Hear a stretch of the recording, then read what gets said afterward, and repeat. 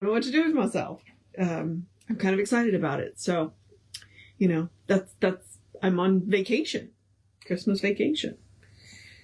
I haven't had one of those in a very long time, and so I don't know quite what to do with myself. I'm going to hang out with cats today is what I'm going to do. All right, so we are doing part 6 of the Science of Mind text. We have already done all of this. Then we hit the meditations and slowed way down, because with the meditations, I thought, okay, this is important enough. Let's just do one a day. They're short. They're 5 lines. 5 to 7 lines. The longest one I think has been 12. But I was just like, we're just going to do one a day. Because they're meditations, I want to let you leave in the meditative state. So I do the housekeeping before. And all that means is I'm just remind you that we are Creative Life Spiritual Center. If you would like more information about the center, you can go to the website, which is creativelife.org. There is a constant contact email that you can get on that will tell you what we're up to each week and month, effectively. And so that is, you can email info@creativelife.org. You get 1 email a week unless something unusual happens. And that is, it's because it's done by a real person. He doesn't have time for more than that. But with it being constant contact, nobody will see your email. So, you won't end up on anybody else's email list because of us. You do need to check your junk or spam folder if you don't see the email, especially if you haven't opened it in a couple of weeks. The email systems tend to shift it into, that. And then the other thing about the email is the hot links are hot. If it says click here now, it'll either take you right to the information or to the person that can help you get it. So there is that. Now, we also have several social medias. We are on Facebook, Instagram, TikTok, Threads, and YouTube. We're either Creative Life Spiritual Center or Creative Life Spark. And just so you know, we don't monetize that. We do. So what we ask is that you engage with it. Make sure you click like, subscribe, share, follow, comment. That will bump us in the algorithms. We don't want to deal with the ads. You don't want to deal with the ads. So we don't monetize it. So now let's talk about the meditations, because we are doing meditations. Ernest wrote them in first person, mostly in first person, so that you could get into so that you could repeat them as many times as you needed to get into the feeling. That's one of the things that's really important to Science of Mind. It's thought wrapped in feeling. That's where our power is, according to Holmes. And, I've seen the evidence. So you want to know why your world looks the way it does. Look at the thoughts that you have and the feelings that you're wrapping them in. That's very important. And when you take a look at that, and if you don't like what you see, well, you know what? There are people that can help you with that. We can, and, a good therapist. So, it's very important. And your emotions are not bad. Anger is not a bad emotion. Frequently it's the one that tells you, hey, you're not being treated right. It's what you do with it that's important. So, don't think it's not really a negative emotion so much as it's what you do with it. So your feelings aren't bad. Your feelings are valid. It's what you do with them that is important. And that's kind of why, these are important. It's like, okay, well, what feeling are you having? Now, what are you going to do with it? So now the other thing about the meditations is this book was published in 1927. The language has shifted a little bit. One thing for starters, everything was he and him. If you've watched any of my content, you know that I'm not a big fan of he and him. It's not that I'm, against he and him. It's just like I'm a she, they, and I don't, I get tired of he, him. So I try and gender neutral. But also sometimes he uses words like control. Well, I am a she, and that word frequently has baggage attached to it when it comes to women. So I'm like, yeah, I don't like the way that makes me feel. So if he uses a word like control or compel, is another one that I kind of object to, feel free to change the words. If he is using the gender that is not yours, feel free to change the gender to your gender. Or, like I like to do, gender neutral, so that you can get into the feeling. Ernest is completely okay with it, okay? Ernest and I've read a couple of his biographies. Ernest called our organization open at the top. Now, the reason for that is because he said, nobody has all the answers.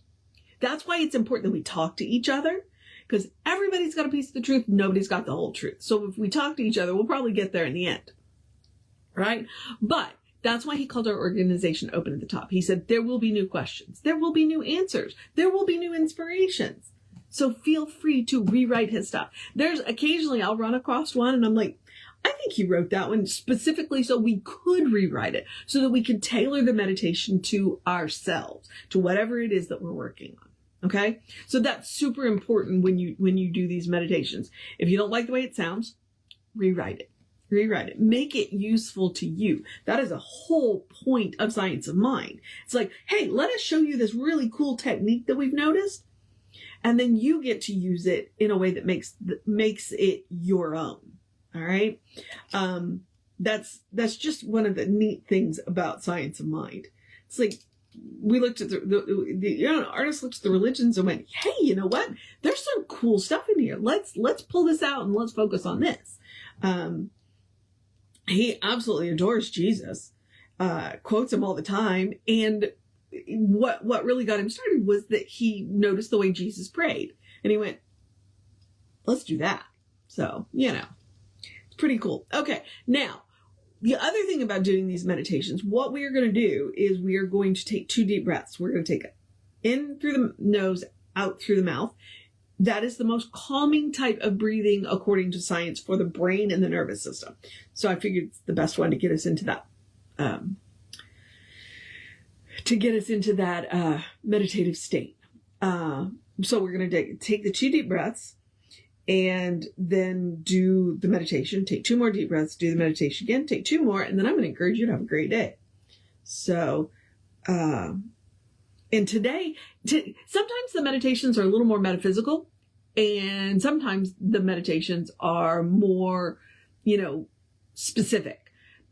He's got a pretty specific one today, but it might be metaphysical because it's literally titled, I Listen.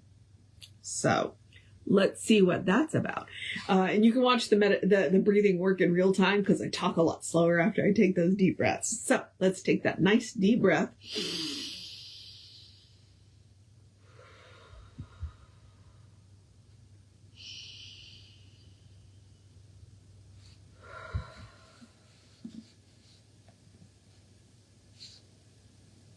I will listen for thy voice, inner presence. It will guide me and acquaint me with all knowledge. Thy voice is sweet and tender. It is always kind and gentle. O lover of my soul, how I adore thee. How I love thee. How I love thy voice. It thrills me with gladness and joy. It fills me with peace and calm, and it soothes me. It quiets me and gives me wonderful rest. I listen, O divine speaker. I listen to thee alone. I listen for thy voice.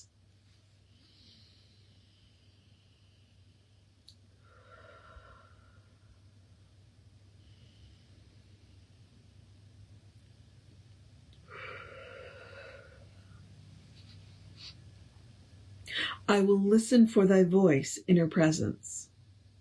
It will guide me and acquaint me with all knowledge. Thy voice is sweet and tender. It is always kind and gentle. O lover of my soul, how I adore thee. How I love thee. How I love thy voice. It thrills me with gladness and joy. It fills me with peace and calm, and it soothes me. It quiets me and gives me wonderful rest. I listen, O divine speaker. I listen to thee alone. I listen for thy voice.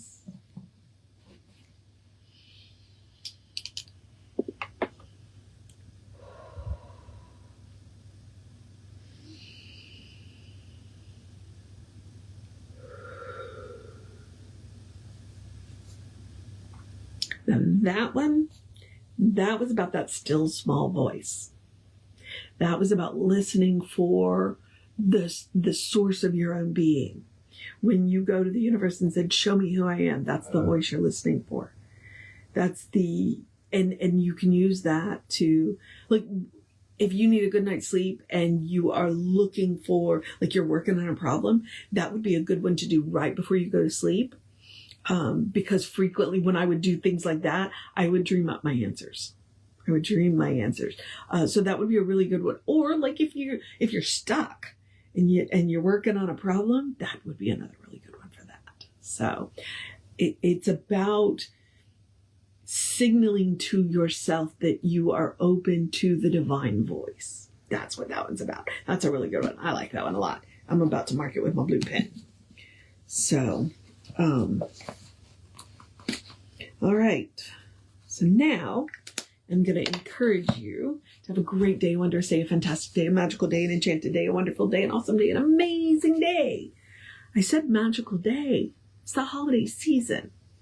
So have a magical Monday, or, depending on when you're listening to this, take a break day, take a self-care day, take care of yourself day, call somebody that you haven't talked to in a while day, be with your community day, cuddle your fur babies day, take care of yourself day, take a nap day, take care of business day, wrap those last minute gifts day, take, and we're out of ideas day. And that's okay. A good day. And if that is too much pressure, simply have a day. Simply have a day. You are enough, just as you are. You are a beloved expression of the divine. You are a brilliant light, a divine spark, a beautiful masterpiece, and a work in progress at your own pace. You are spirit in motion, God in action, or as Reverend Jesse likes to call it, you are godly. Explore the truth of your being, okay? Get to know who the divine knows you to be, because the divine knows you to be good. And from there, anything is possible. All right, beloveds, I'm going to go enjoy my day of nothing. Take care of yourself. Oh, wait, hang on. Reverend David will be on around 5 p.m. I'll be back with you around 9 a.m. tomorrow. It's Christmas Eve. So it's Christmas Eve. Take care of yourself. Know that you are loved. And I will see you next time.